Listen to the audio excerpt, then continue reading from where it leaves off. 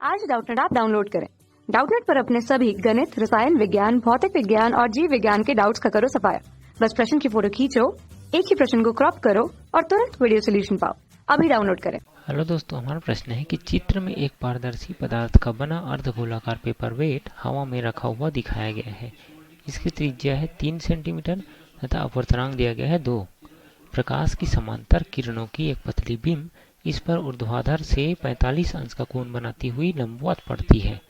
क्या ये किरण पेपरवेट की क्षैतिज सतह से पूर्ण आंतरिक परावर्तन करेंगी? ठीक है, तो हमें बोला गया है कि ये जो किरण है वह पूर्ण आंतरिक परावर्तन करेगी या फिर नहीं करेगी। तो हम जानते हैं कि कोई भी किरण पूर्ण आंतरिक परावर्तन कब होती है? जब उसका मान क्रांतिक कोण के मान से अधिक हो जाता है। ठीक है, और क्रांतिक कोण क्या होता है? तो आइए इसे चित्र के माध्यम से समझते हैं। ठीक है, मान लीजिए कि ये यहाँ पर नीचे में है सघन माध्यम, ठीक है, और ऊपर है विरल माध्यम। ठीक है, अब यहाँ पर हम बना लेते हैं एक अभिलंब प्रतिक्रिया। ठीक है, यहाँ पर है अभिलंब प्रतिक्रिया। अब मान लीजिए कि यहाँ पर कोई प्रकाश की किरण है जो आपतित हो रही है। ठीक है, इस प्रकार तो क्या हो रही है, जो आपतित किरण है वह सघन माध्यम से विरल माध्यम में जाने का प्रयास कर रही है, जिसके कारण क्या होती है, इसका कोण लेते हैं आई, आपतन कोण। तो यह अभिलंब से दूर हट जाती है।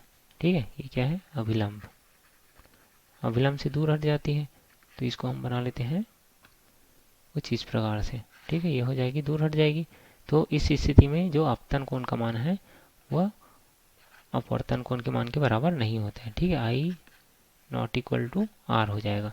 ठीक है, अब क्या होता है, जब हम इस आपतन कोण के मान को बढ़ाते जाएंगे तो आर का मान ही बढ़ते जाएगा और कम करेंगे तो कम होते जाएगा। ठीक है, अब यदि हम आई के मान को बढ़ाते बढ़ाते क्या करेंगे, जब आर का मान 90 अंश हो जाएगा, ठीक है, तो उस समय जो आपतन कोण का मान होता है उसको हम क्या बोलते हैं, IC, मतलब क्रांतिक कोण बोलते हैं। ठीक है, क्रांतिक कोण बोलते हैं, और इंग्लिश में क्या बोलते हैं, क्रिटिकल एंगल।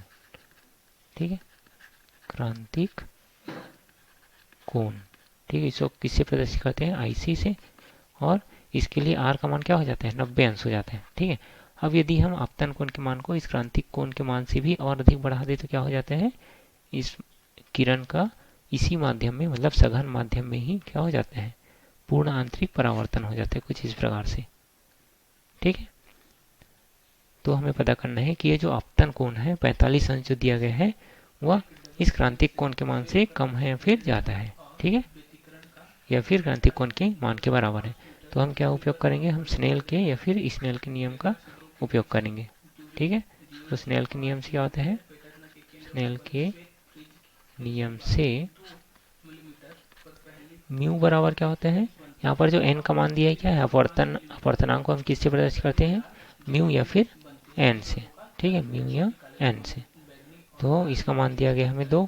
ठीक है, तो म्यू बराबर क्या हो जाएगा, साइन क्या हो जाएगा, अब यहाँ पर देखिए विरल माध्यम से सघन माध्यम में आ रही है। ठीक है, तो यहाँ पर क्या होगा, यह कैसे पड़ रही है, लंबवत आ रही है। तो हम जानते हैं जब कोई किरण कोई अपवर्तक पृष्ठ पर लंबवत पड़ती है तो वह अपवर्तन के पश्चात बिना विचलन के सीधे निकल जाती है। ठीक है, तो यहाँ पर क्या होगा, यहाँ से सीधे निकल जाएगी, लेकिन यहाँ पर अंदर आने के बाद ये कौन सा माध्यम है, सघन माध्यम, क्योंकि ये क्या है, कांच है।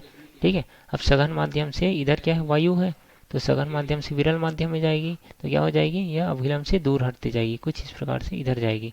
ठीक है, तो यहाँ पे क्या होगा, इसका अपवर्तनांक हम ले लेते हैं μ1। ठीक है, जिसका मान दिया गया है 2, तो इसको लेते हैं μ1n1। ठीक है, तो वायु का अपवर्तनांक कितना होता है, वायु का अपवर्तनांक ले लेते हैं μ2, और वायु के लिए क्या होता है, 1 होता है। तो यहाँ से स्नेल के नियम से क्या होता है, साइन आई बटे साइन आर।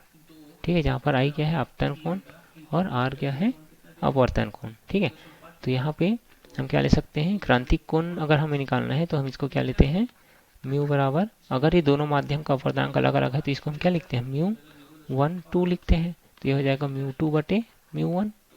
ठीक है, μ2 बटे μ1 हो जाएगा, और ये हो जाएगा साइन IC लिख लेते हैं, क्योंकि क्रांतिक कोण को क्या बोलते हैं, क्रिटिकल एंगल, तो IC से प्रदर्शित करते हैं। ठीक है, तो ये हो जाएगा IC बटे आर का मान क्या है, 90 अंश, तो ये हो जाएगा साइन 90 हो जाएगा। ठीक है, साइन 90 क्या होता है, 1 होता है। तो यहाँ से क्या हो जाएगा, μ2 बटे μ1 बराबर साइन IC हो जाएगा। ठीक है, अब μ2 का मान क्या है, वायु है, तो इसके लिए हो जाएगा 1, और μ1 का मान क्या है, सघन माध्यम अंदर में है, ठीक है, तो ये हो जाएगा 2, तो हो जाएगा साइन IC। तो 1/2 साइन के कितने अंश के लिए होते हैं? साइन 30 अंश के लिए होते हैं। यहाँ से साइन 30 अंश बराबर क्या हो जाएगा? Sine IC। यहाँ से IC का मान क्या आ जाएगा? 30 अंश। ठीक है, इसका मतलब ये है कि दिए गए अपवर्तनांक वाले जो कांच है उसका जो क्रांतिक कोण है, ठीक है, उसका मान कितना है? 30 अंश। ठीक है, क्रांतिक कोण। तो यदि हम आपतन के कोण का मान इस 30 अंश या फिर क्रांतिक कोण के मान से अधिक कर दें तो आपतित कोण क्या है? उसी माध्यम में क्या हो जाएगा? पूर्ण आंतरिक परावर्तन हो जाएगा। ठीक है, तो इसका सही जवाब क्या होगा? इसमें पूछा गया था कि क्या ये किरणें पेपर वेट की क्षैतिज सतह से पूर्ण आंतरिक परावर्तन करेंगी? तो हाँ, करेंगी। ठीक, क्योंकि इसका मान जो है क्रांतिक कोण के मान से अधिक है। और इसकी दिशा कैसे होगी? पूर्ण आंतरिक परावर्तन मतलब ये इसी दिशा में वापस लौट जाएगी। ठीक है, इस प्रकार। धन्यवाद। कक्षा 6वीं से 12वीं से लेकर नीट, IIT, JEE वो एडवांस के लेवल तक 1 करोड़ से ज्यादा छात्रों का भरोसा। आज ही डाउनलोड करें डाउटनेट ऐप या व्हाट्सएप करें अपने सारे डाउट्स 8400 400 400 पर।